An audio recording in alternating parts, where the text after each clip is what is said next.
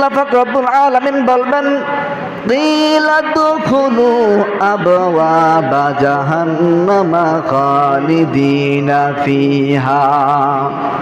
আল্লাহ পাক রব্বুল আলামিন বলবেন, হে ফেরেশতারা, জাহান্নামের দরজাগুলা খুলে দাও এবং তাদেরকে জাহান্নামের মধ্যে প্রবেশ করাইয়া দাও।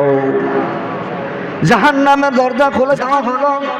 আল্লাহ পাক রব্বুল আলামিন ফেরেশতাদেরকে বলবে, হে ফেরেশতারা, এখনো কেন দাঁড়িয়ে আছো? দাঁড়িয়ে থাকার সময় নাই, তাদেরকে জাহান্নামের মধ্যে প্রবেশ করাইয়া দাও। জাহান্নামের মধ্যে প্রবেশ করানোর পর ফেরেশতারা আল্লাহকে বলবে, আল্লাহ কতদিনের জন্য? জাহান্নামে যে প্রবেশ করাইলাম তারা জাহান্নামে কতদিন থাকবে?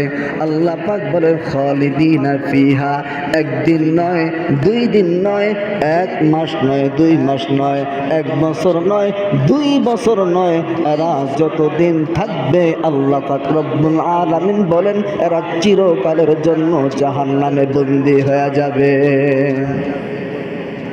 জাহান্নামে বন্দী হয়ে যাবে।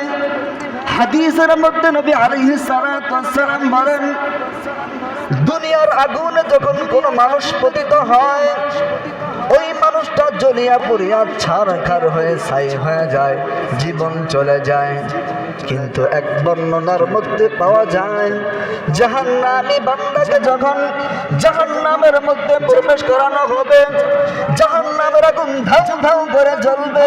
এত কঠিন আযাব, এত কঠিন আগুন, যে আগুনের কারণে বান্দার শরীরটা জ্বলিয়া পুড়িয়া ছারখার হয়ে যাবে, কিন্তু দেহ থেকে